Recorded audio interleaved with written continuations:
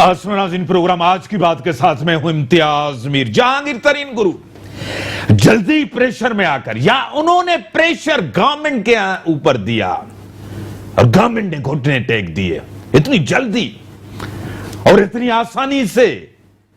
खान साहब तो कहते हैं मैं प्रेशर लेता ही नहीं हूं, और आखिरी गेंद तक मैं तो प्रेशर लेने वाला हूं ही नहीं, और जहांगीर तरीन ने उनको प्रेशर दे दिया है। वो दबाव में आकर, गवर्नमेंट दबाव में आ गई है। सबसे बड़ा scandal, Rawalpindi ring road scandal, जिम्मेदार कौन है? यहां तो सिर्फ इस्तीफा देके चले जाओ और कहते हैं कि हम जाकर उसको फेस करेंगे। इस्तीफा उन्होंने दिया है या लिया गया है इस्तीफा? यह सबसे बड़ा अहम सवाल है। और शहबाज शरीफ बड़े एक्टिव हुए मुल्क के अंदर, कहते हैं कि पीडीएम दोबारा फाल हो। खान साहब अभी तक वजीर आजम बनने से पहले, वजीर आजम बनने के बाद, वो अभी तक एनआरओ नहीं दूंगा, मैं इनको छोड़ूंगा नहीं जब तक बड़ों के ऊपर हाथ नहीं डाला जाएगा, करप्शन खत्म नहीं होगी। मुल्क के अंदर महंगाई, बेरोजगारी, गवर्नेंस, कोई एक चीज भी बेहतर नहीं हो रही मुल्क के अंदर। और कोविड का सबसे बड़ा इशू है। और आज पूरे मुल्क के अंदर फलस्तीनियों के साथ जो जुल्म हुआ, जो बर्बरियत हुई, जो हो रही है उनके साथ, एक तारीखी तौर पर पूरे मुल्क के अंदर इजहार यकजहती, पूरा पाकिस्तान उनके साथ है इस जुल्म के खिलाफ। जुल्म जिसके साथ भी हो और जो भी करे, पाकिस्तानी कौम उनके साथ है। आज रैलीज सब उनके साथ है, पूरी कौम उनके साथ है। इसी के ऊपर अपने स्टूडियो में दावत दी है डॉक्टर फौजिया हमीद साहब, रहनुमा पाक सरजमीन पार्टी की, एमएन है, बड़ी वोकल हैं, खुल के बात करती हैं, डॉक्टर भी हैं, सियासतदान भी हैं। मैं आपको वेलकम करता हूं अपने शो। बहुत शुक्रिया। उसी के साथ मोहतरम जनाब वीर जी कोहली साहब, एडवाइजर टू सीएम है और उनके पास बड़ा अहम पोर्टफोलियो ह्यूमन राइट्स का। सर मैं आपको भी वेलकम करता हूं अपने शो। बहुत शुक्रिया डॉक्टर साहब, ये जो गवर्नमेंट कहती थी हम प्रेशर में नहीं आते, कुछ भी हो जाए गवर्नमेंट छोड़ देंगे, जल्दी घर चले जाएंगे, मेरे लिए यह कुर्सी अहम नहीं है, वजीर आजम कहते थे, जल्दी घुटने टेक दिए। एक ही ग्रुप बना, हम ख्याल ग्रुप, प्रेशर में आकर वजीर आला साहब उनसे मिले, मामला तय हो गए। क्या कहेंगे डॉक्टर साहब? औज़ुबिल्लाहि मिनश्शैतानिर्रजीम, बिस्मिल्लाहिर्रहमानिर्रहीम। इम्तियाज़ साहब, सबसे पहली बात तो यह है कि जो शख्स हमारे वज़ीर आज़म बन के बैठे हुए हैं वो यू टर्न मास्टर हैं, और जो बातें उन्होंने की उस पर वो यू टर्न ले लेते हैं, तो इसलिए मैं तो उनकी बातों को अब मैंने सीरियस लेना ही छोड़ दिया है। दूसरी बात, जो शख्स अपने घर को ना सही चला सका, जो शख्स अपनी पार्टी को सही ना चला सका, वो क्या इस कौम की खिदमत करेगा और क्या वो इस मुल्क को चलाएगा?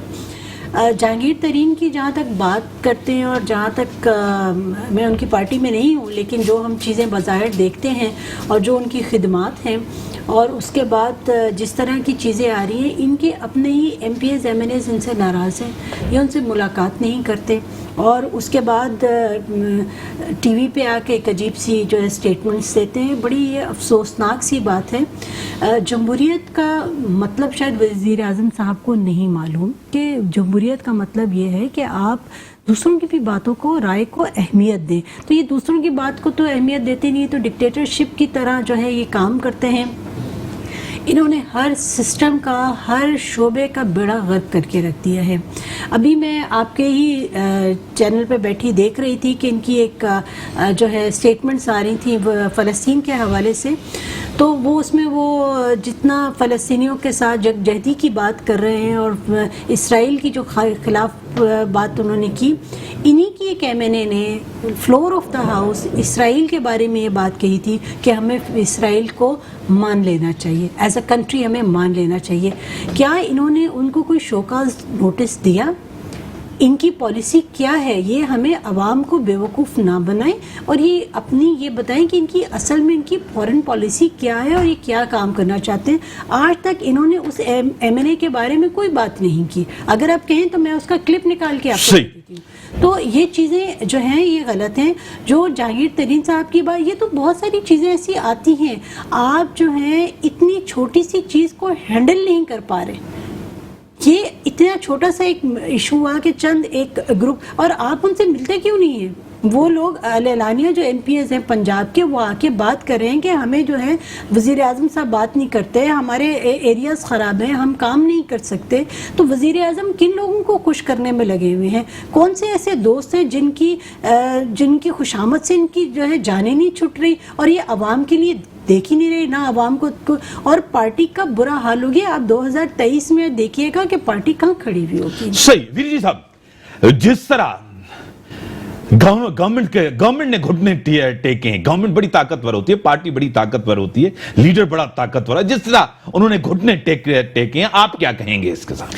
دیکھیں, طاقتور کبھی نہ تھے, نہ وہ ہیں, اور نہ بن سکتے ہیں, کیونکہ طاقتور بننے کے لیے اور ایک لیڈر بننے کے لیے آپ کو وہ ایک پولیٹیکل سوچ چاہیے ہوتی ہے, پولیٹیکل ویژن چاہیے ہوتا ہے, ایک آپ کے اندر ایک برداشت چاہیے ہوتی ہے, جو کہ اس پورے گروپ ٹولہ ہے, گروپ ہے جس کو پہلے دن سے ہم نہ حکومت مانتے ہیں نہ پارٹی مانتے ہیں. کیونکہ اب تھوڑا سا پیچھے چلے جائیں 5 سال 6 سال پیچھے, تو بس ایک سیٹ ہوتی تھی. اس کے بعد جس بھی وجہ سے جو بھی چیزیں ہوئیں, اور پھر ان کی وہ خوش قسمتی کہیں کہ کچھ معاملات ایسے ہو گئے کہ انہوں نے 3 سال نکال لیے, جس میں کرونا کا بھلا ہو گیا, جن کی وجہ سے ان کا بھلا ہو گیا. اور اس کے بعد پھر وہ کشمیر کے معاملات ہیں, کچھ پاکستان کے اندرونی معاملات ہیں, کچھ اکانومی کے ایشوز ہیں, اس طرح کے معاملات ہیں جس پر پاکستان پیپلز پارٹی ہو یا باقی جتنے بھی سنجیدہ پارٹیز ہیں, پاکستان کی جو پولیٹیکل پارٹیز ہیں, وہ نہیں چاہتی تھیں کہ اس ایک نااہل اور نالائق حکمرانوں کی وجہ سے ہم خدا نخواستہ کوئی پاکستان کا یا پاکستان کے معیشت کا یا پاکستان کے فیوچر کا کوئی ایسا نقصان نہ کر بیٹھیں, یا کشمیریوں کا دل آزاری نہ ہو, فلسطینیوں کی دل آزاری نہ ہو. تو کچھ ایسے معاملات ہیں. سر میرے ساتھ بھائی ہیں, 1 منٹ روکوں گا, میرے ساتھ سینئر جرنلسٹ ہیں, سینئر اینکر ہیں, آتھر ہیں, رائٹر ہیں, ریحام خان صاحبہ لندن سے میرے ساتھ ہیں. میں آپ کو میڈم ویلکم کرتا ہوں اپنے شو میں. السلام علیکم. بڑی مہربانی, آپ نے بڑے ٹائم کے بعد میرے شو میں آپ نے ٹائم دیا ہے, میں آپ کو ویلکم کرتا ہوں اپنے شو میں. آواز آ رہی ہے آپ کو؟ جی میر صاحب, جی بالکل آ رہی ہے. جس طرح گورنمنٹ نے جہانگیر ترین ہم خیال گروپ کے سامنے گھٹنے ٹیک دیے, یہ تو کہتے تھے ہم بڑے پاورفل ہیں اور ہم گھٹنے نہیں ٹیکیں گے اور ہماری گورنمنٹ چلی جائے, اتنی آسانی سے جہانگیر ترین گروپ کے سامنے انہوں نے گھٹنے ٹیک دیے. دیکھیے میر صاحب, آپ کو پتا ہے کہ این آر او دینے کا بہت عرصے سے ایک خواہش مند تھے سلیکٹڈ صاحب, این آر او لیا جائے, تو وہ کسی کو بھی این آر او دینے کے قابل بار بار خود این آر او لینے پر وزد ہے. تو یہ این آر او جو ہے یہ جہانگیر ترین گروپ نے ان کو کچھ عرصے کے لیے دے دیا ہے. اور بات یہ ہے کہ دیکھیں, جب لوگ مجبور ہو کے آتے ہیں, کسی کے کندھوں پہ آتے ہیں, تو ان کا جو بھی حکم ہوتا ہے ماننا پڑتا ہے. اب 1-2 احکامات ہیں جو کہ وہ مان نہیں رہے تھے, سی ایم پنجاب کو لے کے, سی ایم خیبر پختونخوا کو لے کے کچھ خواہشات ہیں لوگوں کی. صحیح. پھر یہ آپ کو پتا ہے کہ پپٹ کی تو پھر ڈور جہاں ہوتی ہے وہیں سلائی جاتی ہے. صحیح. پپٹ گورنمنٹ ہے آپ کہہ رہی ہیں, کمزور گورنمنٹ ہے, اسی وجہ سے گھٹنے انہوں نے ٹیکے ہیں. دیکھیے گورنمنٹ کمزور تھی اور اس کو مزید کمزور کیا گیا ہے. لوگوں کو بتانے کی ضرورت ہوتی ہے کہ باس کون ہے, تو بتا دیا گیا ہے کہ اس وقت باس کون ہے, تو زیادہ چوڑے ہو کے نہ پھریں. صحیح. یہ ایک سب سے بڑا اسکینڈل بھی آپ کے سامنے جو آیا ہے, رنگ روڈ اسکینڈل. ابھی تو گورنمنٹ ایکسپوز ہوتی جا رہی ہے, کہہ رہے تھے کہ ہمارے دور میں کوئی اسکینڈل نہیں ہوا, کوئی چیزیں میڈم نہیں ہو رہی. اس کے اوپر کیا خیال ہے آپ کا؟ دیکھیں, یہ تو ابھی حکومت میں ہیں تو ان کے یہ اسکینڈلز آ رہے ہیں. اب آپ سوچیں کہ جب یہ حکومت میں نہیں ہوں گے تو پھر ہمیں کیا کیا بے ضابطگیاں اور کیا کچھ پتا چلے گا. یہ تو میرا خیال ہے کہ یہ تمام چیزیں جو اب آ رہی ہیں پریشر ٹیکٹکس ہیں اور کچھ ان سے منوانا ہے. تو اس وجہ سے آئے دن ان کی جو کچن کابینہ ہے اس کو توڑنے کے پلانز دکھائی دے رہے ہیں. آپ کے سامنے ہیں کیونکہ آپ ایک پاکستان کی ٹاپ لیڈنگ اینکر ہیں, جرنلسٹ ہیں, کارکردگی 3 سال کی آپ کے سامنے ہے, پرفارمنس آپ کے ساتھ ہے, بری گورننس ہے, لوگ بد دعائیں دے رہے ہیں اس گورنمنٹ کو, کیا کہیں گے؟ دیکھیے کارکردگی اور پرفارمنس یہ الفاظ اس حکومت سے جوڑنا میرا خیال ہے غیر مناسب ہے, اس لیے کیونکہ یہ تو آپ نے دیکھ ہی لیا ہے کہ یہ نہ پرفارمنس کرنا چاہتے ہیں نہ پرفارمنس کرنے کے لیے آئے ہیں. تو میرا تو خیال ہے کہ زیادتی ہے کارکردگی کا لفظ ان کے لیے استعمال کرنا. یہ ایک ڈیکوریشن پیس ہے جو روز قوم سے خطاب, کبھی ٹیلی فون کال تو کبھی اپنے محبوب پریزنٹرز کو بلا کے, اینکرز کو بلا کے ایک فرمائشی پروگرام کرنا. تو یہ صرف فوٹوز کھنچوانے کے لیے آئے ہیں, اور اب حالات ایسے ہو گئے ہیں کہ یہ لوگ باہر اپنی عوام میں اور پبلک میں نکل نہیں سکتے, باہر بھی فوٹو نہیں کھنچوا سکتے. تو یہ ٹیلی فون کالز پہ جو رابطہ ہوتا ہے وزیر اعظم عوام کے ساتھ, اگر وزیر اعظم ہوتا تو وزیر اعظم اگر عوام کے سامنے آنے کی ہمت کرے تو آپ سوچ سکتے ہیں کہ کیا انجام ہوگا. آپ نے دیکھا کہ رمضان کریم میں جو ایک اپنی ہی لگائی ہوئی ریڈیو کا جو جائزہ لیا گیا صبح 10:30 بجے, تو یہ اس کے علاوہ اور ہمت رکھ ہی نہیں سکتے کیونکہ لوگ بہت لعنت ملامت کریں گے. صحیح. آپ کو کیا لگ رہا ہے حکومت کو, کیا حکومت تو ہے نہیں, اب تو ان کی حکومت سے ریاست کو خطرہ ہو گیا ہے میڈم؟ دیکھیے بات بہت سمپل سی ہے کہ جیسے بڑی دونوں سیاسی جماعتوں کے لیڈرز نے کہا ہے کہ جو ان کے ساتھ تجربہ کرنے کے لیے ان کو لائے تھے وہ خود خون کے آنسو رو رہے ہیں, کیونکہ اس وقت ان کو بدنام کیا جا رہا ہے اور ان کی بدنامی ہو رہی ہے. اس وقت میرا خیال ہے کہ عمران کو کوئی اتنا قصوروار نہیں ٹھہرا رہا, لیکن لانے والوں کو. اور بات یہ ہے کہ ہم ایک بہت سیریس لمحے سے گزر رہے ہیں. آپ کو پتہ ہے انخلا ہو رہا ہے افغانستان سے امریکی افواج کا, ساتھ ساتھ سی پیک پہ کام ٹھنڈا پڑا ہوا ہے. ایران اور چائنا نے آپس میں ایک بہت بڑی اگریمنٹ کی ہے. فلسطین کا ایشو, کشمیر کا ایشو, اس وقت ہمیں سمجھداری سے اور ایک میچور, ایک بالغ حکومت کی ضرورت ہے. ان بچوں سے چھٹکارے کی بہت زیادہ ضرورت پیش آ گئی ہے. آپ کو لگ رہا ہے کہ پی ڈی ایم کا مستقبل کس طرح؟ شہباز شریف صاحب متحرک ہوئے ہیں, کوئی دیکھ رہے ہیں کہ پی ڈی ایم کا کوئی رول بننے جا رہا ہے؟ دیکھیے میں نے پہلے بھی کہا تھا کہ پی ڈی ایم کا یہ جو ابھی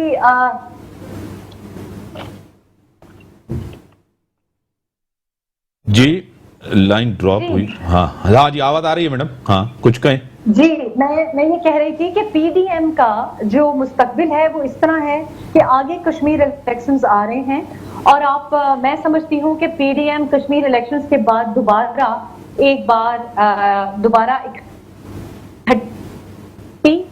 یکجہتی دکھا سکتی ہے. لیکن کشمیر الیکشنز میں پاکستان پیپلز پارٹی کو نمایاں کارکردگی دکھانی ہوگی, اور میرا خیال ہے وہ توقع بھی کر رہے ہیں کہ کشمیر الیکشنز میں ان کی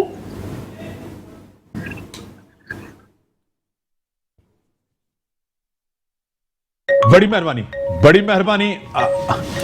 مہربانی ریحام خان صاحبہ, آپ نے ٹائم دیا, اپنا قیمتی ٹائم دیا آپ کے تجزیے کا, بڑی مہربانی. ٹھیک ہے, میں آپ کی طرف آؤں گا. ویر جی صاحب آپ اپنی بات کمپلیٹ کریں. ہاں دیکھیں, میں یہ کہہ رہا تھا کہ جو ابھی آپ کہہ رہے تھے کہ ان کا کیا ایکسپیرینس 2-2.5 سال کا, تو میں آپ کہتا ہوں کہ 3 سال میں انہوں نے پاکستان کو جو دنیا میں تعارف دیا ہے وہ ایک لنگر کھانے کا دے دیا ہے.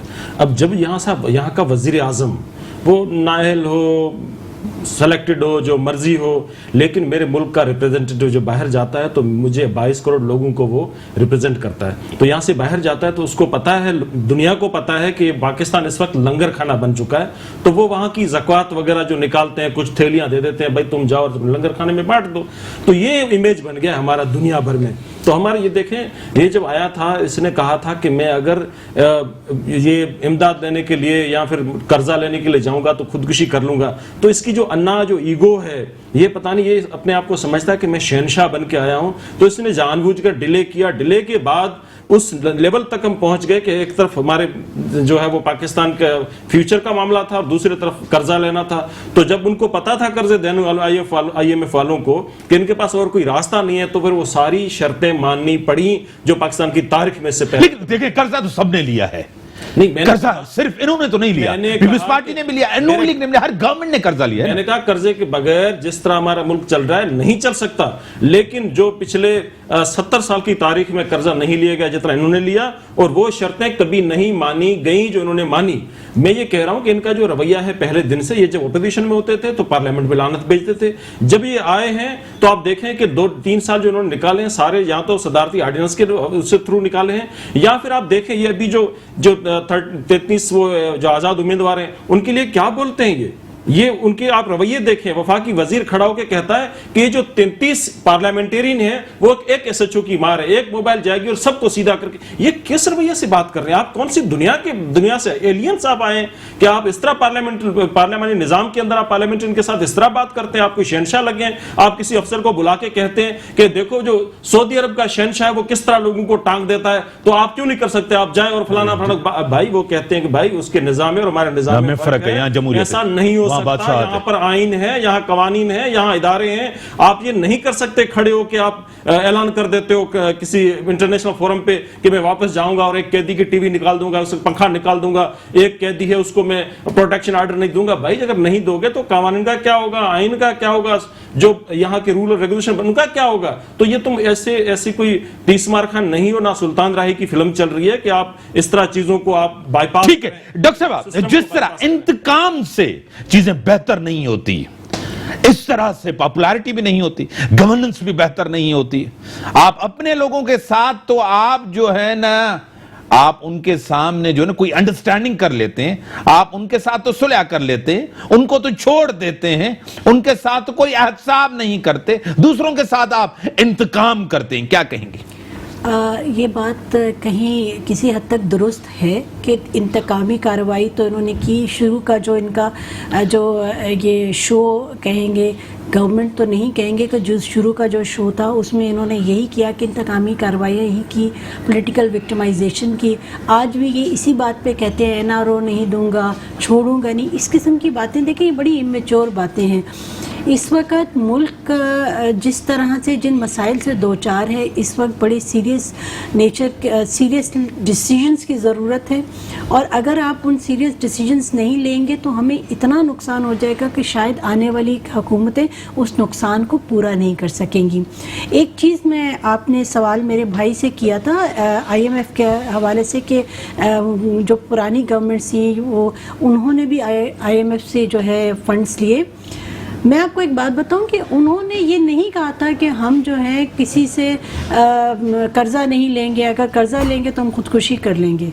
तो वज़ीर आज़म साहब ने तो ये बातें कही कि मैं कर्जा नहीं लूँगा। पहली गवर्नमेंट से तो नहीं, उन्होंने तो कहा हाँ जी कर्जे की ज़रूरत है और हम कर्जा लेंगे, और उन्होंने वो काम करके दिखा दिया। मैं इस बहस में नहीं पड़ती कि उन्होंने अच्छा काम किया या बुरा काम किया, लेकिन वज़ीर आज़म साहब ने चूंकि ये बात कही थी इसलिए उनसे सवाल किया जाता है कि आप फिर क्यों गए IMF के पास, और जब आपको पता था कि IMF के पास आपने जाना है तो फिर आपने ये बात क्यों की? तो ये चीज़ बड़ी गलत है, और इस चीज़ को जो है दुरुस्त जितनी जल्दी। लेकिन वो कहते हैं कि टाइम कम है हमें मिला है, अभी तक 3 साल के अरसे में इतनी बड़ी गंदगी है, इतना बड़ा कर्जा दे के गए हैं, तो हम इसको बेहतर करने में इट विल टेक टाइम। देखिए ये बात सब लोगों को पता थी, जो सियासत के तालिब इल्म हैं और जो सियासत से बाहर है, जिनका कोई सियासत से ताल्लुक़ नहीं है, उन सबको ये पता था कि गवर्नमेंट में क्या हाल है, गवर्नमेंट के ख़जाना कितना खाली है, कितना खोखला हुआ है। लेकिन फिर आवाम को ताबीरें नहीं देनी थी ना इन्होंने। जो आवाम को कहा, इन्होंने तो कहा था कि 100 दिन में मैं जो हूँ पाकिस्तान का नक्शा तब्दील कर दूँगा, तो ये हम जो है नौकरियां लेके आ जाएंगे, हम पता नहीं क्या क्या करते हैं। तो कोई चीज़ नहीं इन्होंने की। बात सिर्फ ये है कि इनका कोई होमवर्क नहीं था, इनकी जो पॉलिटिकल जो शऊर है वो इनका इतना नहीं था, और ये हवा में बातें करते रहे। इनके दाएं बाएं जो बैठे, जो कान में इनके फूंक देते हैं, ये वही बात कर देते हैं, और ज़्यादातर तो ये टिकर्स पे चलते हैं। जो टिकर पे, जो भी टीवी पे जो टिकर आया उसका ये जो रिएक्शन दे देते हैं। कोई काम नहीं इन्होंने किया, और ये इनको ये नहीं, इनके अब आप स्कैंडल्स देख लें, मैं तो इनके स्कैंडल्स देख देख के हैरान हो रही हूँ। आप इतनी पॉलिटिकल विक्टिमाइजेशन, बल्कि अभी ये किसी ने ट्वीट किया था, मैं उस ट्वीट को ही पढ़ देती हूँ कि ख़जाने से हफीज़ शेख निकला, ادویات سے عامر کیانی نکلا، چینی سے جہانگیر ترین نکلا، کے الیکٹرک سے عارف نقوی نکلا، آٹے سے خسرو بختیار نکلا، پیٹرول سے ندیم بابر نکلا، تو پاپا جان سے عاصم باجوہ نکلا. تو یہ اتنی چیزیں ہیں. ہاؤسنگ اسکیم سے علیم خان نکلا. یہ بہت لمبی لسٹ ہے اور یہ سارے ان کے ہی جو ہیں ساتھ کے لوگ ہیں. تو وزیر اعظم صاحب کو یہ بات نہیں پتہ تھی کہ جب ان کو حکومت ملے گی تو ان کی کیبنٹ میں کون کون لوگ بیٹھیں گے. آج رنگ روڈ کی جو اسکینڈل کی جو آپ بات کریں تو اس میں کون انوالو ہے یہ نہیں کسی کو پتا. یہ انہی کے لوگ ہیں جن کو آپ ایک منسٹری سے نکال کے دوسری منسٹری میں ڈال دیتے ہیں، بجائے یہ کہ جو منسٹر کام نہیں کر رہا اس کو نکال باہر پھینکیں، کیبنٹ سے نکالیں، آپ اس کو دوسری منسٹری دے دیتے ہیں. یہ ان صاحب کو آپ نے ایک منسٹری سے نکال کے دوسری منسٹری میں ڈالا، انہوں نے دوسری منسٹری. ٹھیک ہے سر. ویر جی صاحب، سب سے بڑا اہم ایشو ہے کہ یہ گورنمنٹ جس طرح آپ کہتے ہیں کہ ناکام گورنمنٹ ہے، ناکام گئی ہے اور کووڈ کے پیچھے چھپ رہے ہیں، اپنی نااہلی ناکامی اب کووڈ کے پیچھے چھپا رہے ہیں جس طرح آپ کہتے ہیں. دیکھو تو پی ڈی ایم کیوں نہیں ساتھ رہا، انٹیکٹ کیوں نہیں رہا؟ کہتے ہیں آپ ذمہ دار ہیں، اس کو آپ نے بنوایا، اس کو آپ نے استعمال کیا، آپ نے اس کو تقسیم کر دیا، توڑ دیا اپنے مقصد کے لیے. امتیاز صاحب دیکھیں، جو اپوزیشن پارٹیز ہوتی ہے ان کا جو اتحاد بنتا ہے، یہ پاکستان کی تاریخ میں کئی دفعہ ہوتا رہا، اتحاد بنتے ہیں ٹوٹتے ہیں، لیکن اپوزیشن تو اپوزیشن ہے نا، اس کو چھوڑ دیں. ان کے نہ وہ پاور میں ہے، نہ ان کے پاور سے کسی کو فرق پڑتا ہے. اپوزیشن پارٹی تو الگ چیز ہے نا.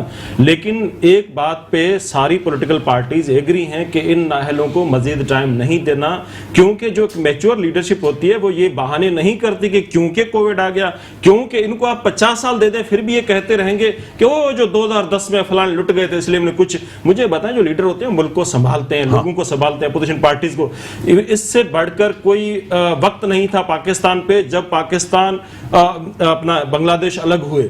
لیکن جب شہید ذوالفقار علی بھٹو آئے تو انہوں نے کہا کہ کیونکہ بنگلہ دیش الگ ہوا ہے اور حالات خراب ہیں تو میں نہیں سنبھال سکتا. اس نے ایٹمی طاقت بھی دے دی پاکستان کو اور بین الاقوامی لیول پہ اس نے اپنی لیڈرشپ. اس کے بعد دیکھیں مارشل لا پورا چلتا رہا، 10-11 سال کے مارشل لا ضیاء الحق کے بعد. میں آتا ہوں یہاں مارشل لا کے اوپر آتا ہوں. بریک کا ٹائم ہوگا نا، بریک کا ٹائم ہو گیا ہے. بریک کے بعد آتے ہیں، ڈسکشنز کو یہیں سے بڑھاتے ہیں. Welcome back. جو ملک کی صورتحال ہے آپ کے سامنے ہے، معاشی سیاسی صورتحال آپ کے سامنے ہے. اس گورنمنٹ نے جو کمٹمنٹس کی تھی آپ کے سامنے ہے. بائی الیکشن، ضمنی الیکشن، جو مجھے سیاسی تاریخ کا پتہ ہے، جو بھی گورنمنٹ ہوتی ہے ہمیشہ وہ جیت کے آتی ہے. اتنے کم عرصے کے اندر تقریباً 3 سال کا عرصہ گزر چکا ہے، اتنے غیر مقبول ہوئی ہے. جس پارٹی کی حکومت ہے وہ ہے تحریک انصاف. پارٹی بھی غیر مقبول ہوئی ہے، حکومت بھی غیر مقبول ہے. اس کا لیڈر جو ہے وہ وزیر اعظم بھی ہے، وہ بھی غیر مقبول ہوئے ہیں. وہ کراچی کے بڑے شہر، یعنی کہ پاکستان کا سب سے بڑا شہر، پاکستان کا دل، جہاں سے ان کو مینڈیٹ ملا تھا، اور ایک بڑی پارٹی ایم کیو ایم نے ان کو کہا تھا کہ یہ ہمارا مینڈیٹ چوری ہوا ہے، اور ان کی جگہ ان کو مینڈیٹ ملا تھا. اور جب بائی الیکشن ہوا تو ان کو وہاں 5ویں 6 نمبر پہ وہ آیا جب پہلے نمبر پہ ہوتا. میرے ساتھ ٹیلی لائن پہ محترم جناب جنرل ریٹائر معین الدین حیدر صاحب، سابق گورنر سندھ ہیں. سر جناب میں آپ کو ویلکم کرتا ہوں اپنے شو میں. جنرل صاحب، السلام علیکم. جنرل صاحب thank you very much for giving time. Sir general صاحب، 2-3 چیزیں بڑی اہم ہوئی ہیں. ایک تو جہانگیر ترین صاحب کا جو ہم خیال گروپ تھا اس کے سامنے گورنمنٹ نے گھٹنے ٹیک دیے. سر پریشر میں آ گئی گورنمنٹ. سر اس طرح پریشر میں آ گئی کہ ان کے خلاف کیسز وڈرا ہو گئے سارے، کیا سب تحقیقات بند کر دی گئی ہیں اور ریفرنس وغیرہ سارے جو تھی ایف آئی اے کی دوسری کیا وہ ختم کر دی گئی ہیں. سر جس طرح گروپ بنا اس کے بعد ملاقاتیں شروع ہو گئی. تو ٹھیک ہے، ملاقات تو اچھی بات ہے، سیاستدانوں کو ملاقات کرنی چاہیے، ڈائلاگ کرنا چاہیے، آپس میں جو ایک دوسرے کے لیے جو ریزرویشنز ہیں وہ ڈسکس ہونی چاہیے. اس کا ڈائلاگ کا مطلب یا ملاقات کا مطلب گھٹنے ٹیکنا تو نہیں ہوتا. صحیح. اس کو اس طرح کروں، پریشر میں آ گئے. جی پریشر میں آ گئے کون؟ گورنمنٹ نے تو ابھی عمران خان صاحب نے کہا میں कोई भी आदमी हो जो माफियाज हैं या जो पाकिस्तान को नुकसान पहुंचा रहे हैं या जिन्होंने मुल्क को लूटा है, मैं किसी को एनआरओ नहीं दूंगा। उन्होंने कल भी पेशावर में ये बात रिपीट की है। सही sir, Rawalpindi road ring scandal को किस तरह देख रहे हैं सर? रावलपिंडी जो रिंग रोड का स्कैंडल है वो बहुत कोई पेचीदा किस्म की, उसमें कंट्राडिक्टरी टाइप की रिपोर्टें हैं, 3 मुख्तलिफ किस्म की इंक्वायरीज हैं और उसमें शोर शराबा और काफी डस्ट उस पर उड़ी है, लेकिन अभी तक सही हकायक जो है वो आवाम तक नहीं पहुंचे कि वो फैसला कर सकें इसमें क्या फाउल प्ले था, किसने फाउल प्ले किया, कौन इसका जिम्मेदार है। जलसा बाय इलेक्शन बार बार ये हुकूमत हारी है, वजह क्या है?